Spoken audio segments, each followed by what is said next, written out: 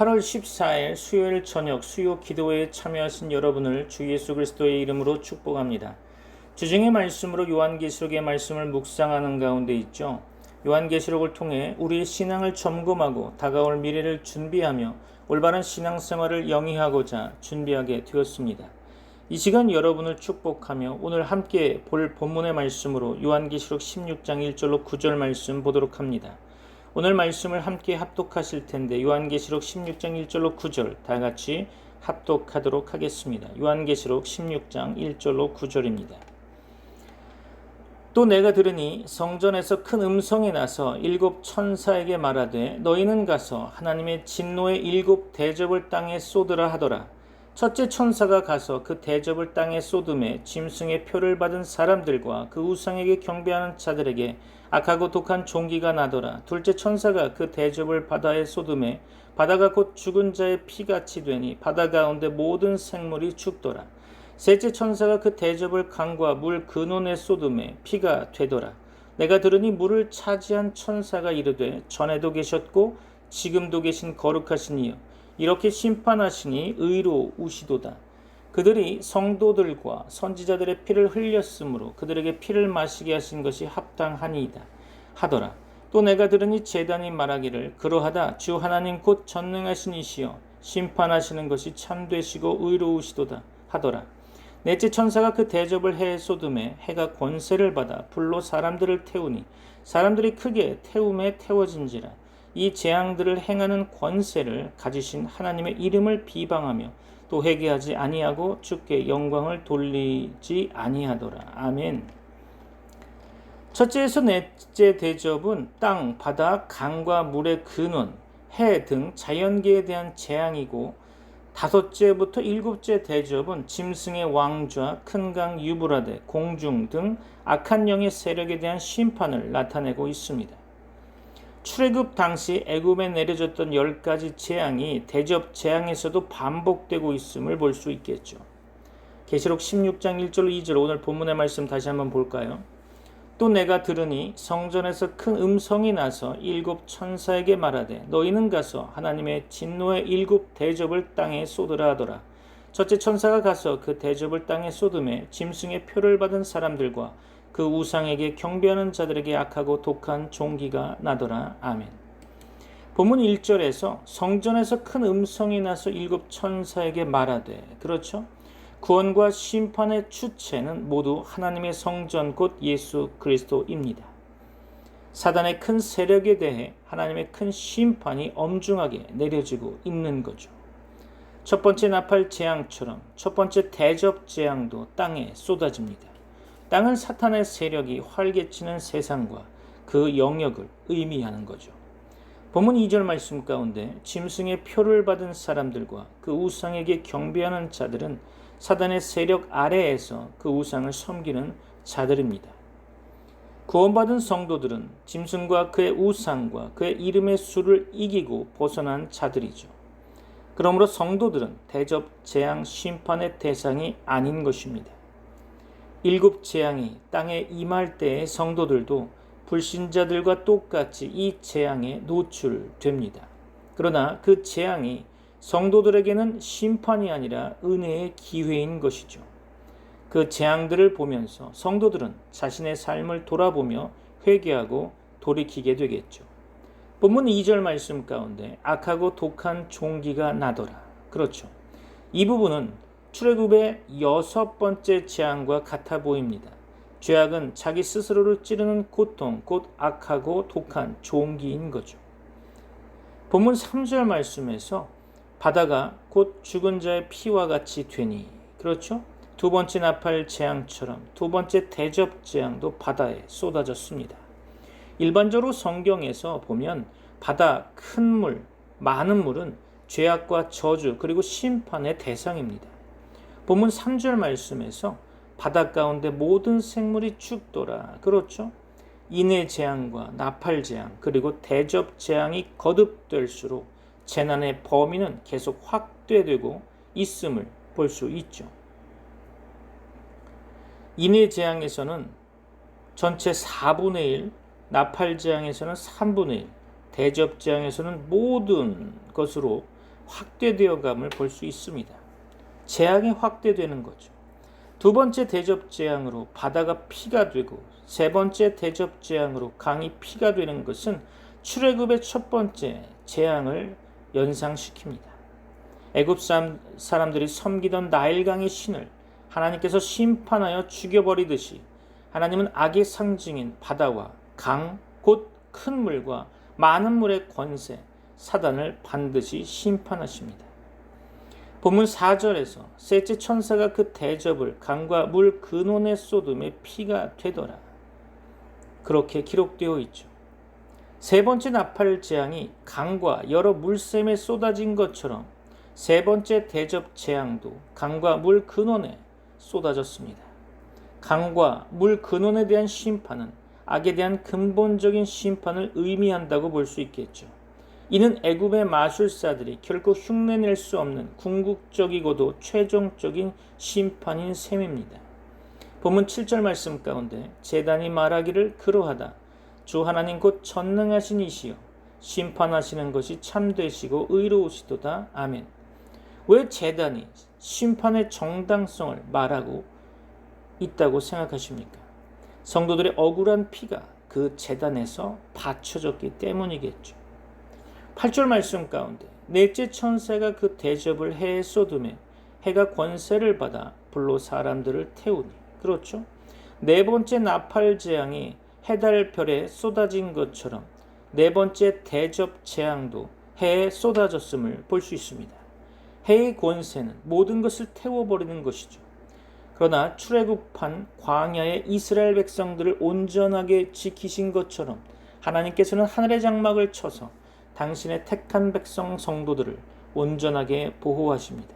9절 말씀 가운데 이 재앙들을 행하는 권세를 가지신 하나님의 이름을 비방하며 또 회개하지 아니하고 주께 영광을 돌리지 아니하더라 라는 이야기가 나오죠. 이 모든 재앙에서 이 재앙에도 불구하고 그들은 여전히 회개하지 않고 하나님을 비방하고 있습니다. 그들은 왜 회개하지 않을까요? 왜 하나님을 비방하는 것일까요? 그들이 짐승의 표를 받은 사람들과 그 우상에게 경배하는 자들이기 때문이겠죠. 자, 말씀을 정리하려고 합니다. 성령의 임재 가운데 깨닫는 시간 되시기를 축원합니다. 7 대접의 재앙은 하나님의 진노의 마지막 재앙이라고 볼 수 있겠죠. 요한계시록 15장 1절과 7절을 연이어 보도록 하겠습니다. 또 하늘에 크고 이상한 다른 이적을 보매 7 천사가 7 재앙을 가졌으니 곧 마지막 재앙이라. 하나님의 진노가 이것으로 마치리로다. 그렇죠. 네 생물 중에 하나가 영원토록 살아계신 하나님의 진노를 가득히 담은 금 대접 7을 그 7 천사들에게 주니. 그렇죠. 요한계시록 8장 13절 말씀 가운데 마지막 새 재앙에 대해 말하고 있었죠. 또 내가 또 보고 들으니 공중에 날아가는 독수리가 큰 소리로 이르되 땅에 사는 자들에게 화가 있으리니 이는 새 천사들이 불어야 할 나팔 소리가 남아 있음이로다 하더라. 그렇죠. 그것은 5째 나팔 재앙부터 7째 나팔 재앙까지를 가리키는 것이었죠. 요한계시록 9장 말씀에 보면 5째 나팔은 황충 재앙으로 하늘에서 땅에 떨어진 별 하나로 인해 무저갱에 구멍이 뚫리고 거기에서 올라오는 황충들, 즉 메뚜기들로 인해서 이마에 하나님의 입맞지 않은 사람들이 5달 동안 고통을 받는 재앙의 환상이었죠. 6째 나팔은 유브라데강 부근에서 일어날 세계적 전쟁에 대한 환상으로 그 전쟁에 동원될 군인들의 수가 2만만이라고 했죠. 곧 2억 명이고 그 전쟁으로 죽은 전사자의 수가 지구 인구의 3분의 1에 해당한다고 기록되어 있습니다. 그것은 3차 세계대전에 대한 예언이라고 보는 견해도 있는데요. 그것을 떠나서 우리가 말씀 본문으로 돌아가 11장에 3년 반 동안 예언할 두 증인에 대한 예언과 거룩한 성의 10분의 1이 무너지고 7,000명이 죽는 큰 지진에 대한 예언이 나타나고 있죠. 또 7째 나팔은 붉은 용 곧 마귀와 사탄이 천국에서 땅으로 내어 쫓김과 적그리스도와 거짓 선지자를 상징하는 두 짐승에 대한 환상과 또 새 노래를 부르는 자들, 즉 땅에서 구속받은 14만 4천 명의 성도들의 환상과 승리자들이 불 섞인 유리바다 같은 바닷가에서 하나님의 종 모세의 노래, 곧 어린 양의 노래를 부르는 환상, 그리고 7 대접 재앙에 대한 환상으로 이어졌습니다. 악하고 독한 종기가 짐승의 표를 받은 사람들과 그 우상에게 경배하는 자들에게 나타났다는 것은 짐승의 표를 받지 않고 그 우상에게 절하지 않는 자들은 그 재앙에서 면제됨을 역으로 암시하고 있다고 볼 수 있겠죠. 그 재앙의 때에는 하나님께서 구원받은 성도들과 구원받지 못한 자들을 구별하십니다. 바다는 심각한 적조 현상을 나타내고 모든 바다 생물들은 죽게 될 것입니다. 사람들은 해산물의 공급 중단으로 큰 고통을 당하게 되겠죠. 물은 사람의 생존에 필수적입니다. 다들 동감하시죠? 몸의 약 70%는 물이라고 과학책에 나와 있죠. 저희들은 또 그렇게 알고 있습니다. 사람들은 식수원들, 이것은 6장에 기록된 순교자들의 영혼들의 탄원에 대한 하나님의 응답과 같은 거죠.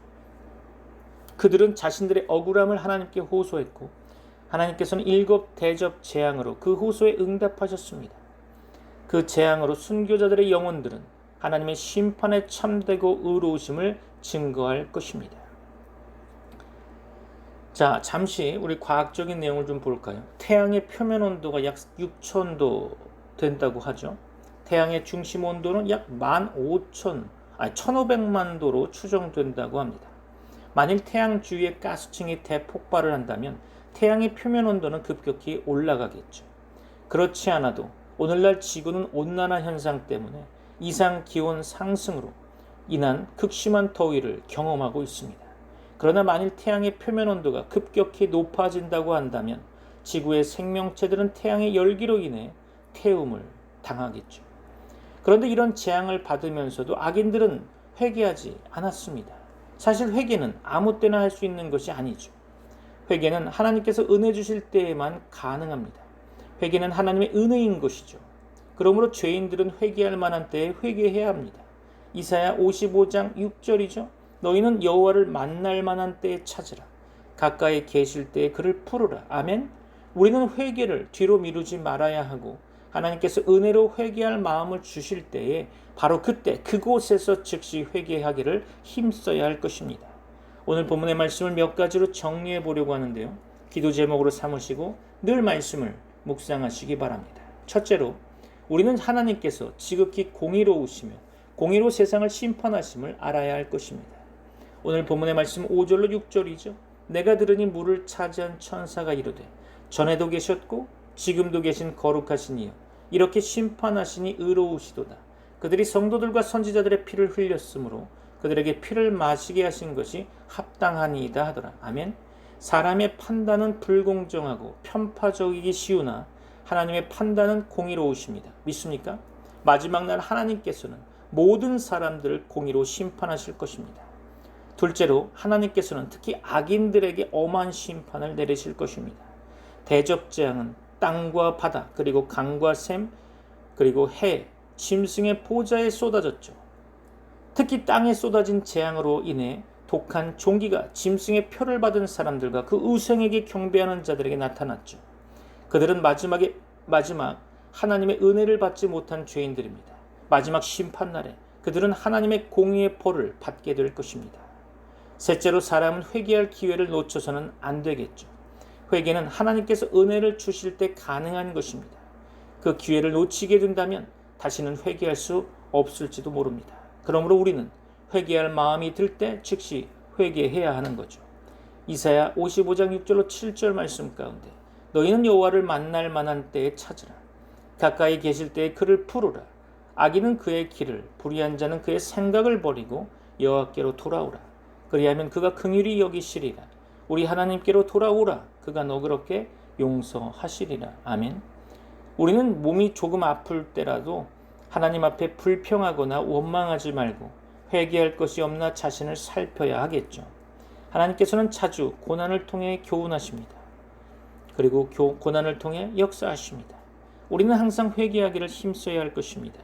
여러분을 축복합니다. 다 같이 기도하겠습니다.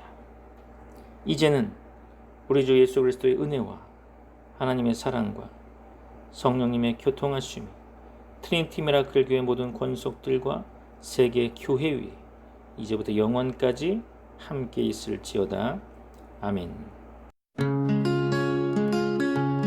여호와는 나의 목자, 푸른 초장 쉴만한 물가로 인도하시네.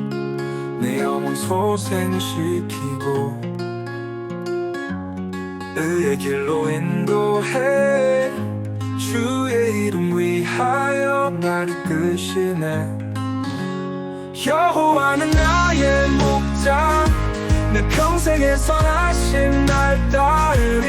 여호와는 나의 목자, 내 평생에 선하심 날 따르리. 어두운 골짜기 지나도 두려움 없네. 주의 지팡이와 막대기 날 안위하시네. 주께서 내 원수 앞에 상을 베푸시고 기름으로 내 머리에 부으시네. 여호와는 나의 목자, 내 평생에 선하심 날 따르리. 여호와는 나의 목자, 내 평생에 선하심 날 따르리. 주의 집에 영원토록 거하리라. 주의 집에 영원토록 거하리라. 여호와는 나의 목자, 내 평생에 선하신 날 따르리.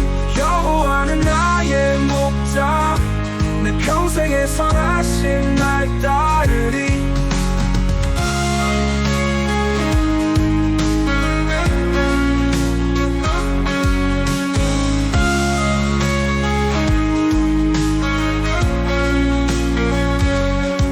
어두운 골짜기 지나도 두려움 없네.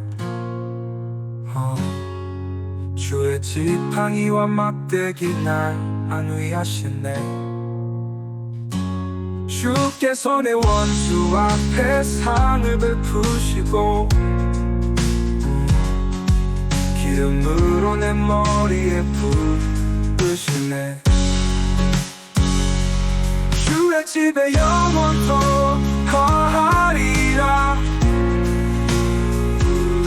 주의 집에 영원토록 거하리라. 여호와는 나의 목자, 내게 부족함 없네. 내 평생에 선하심 날 따르리.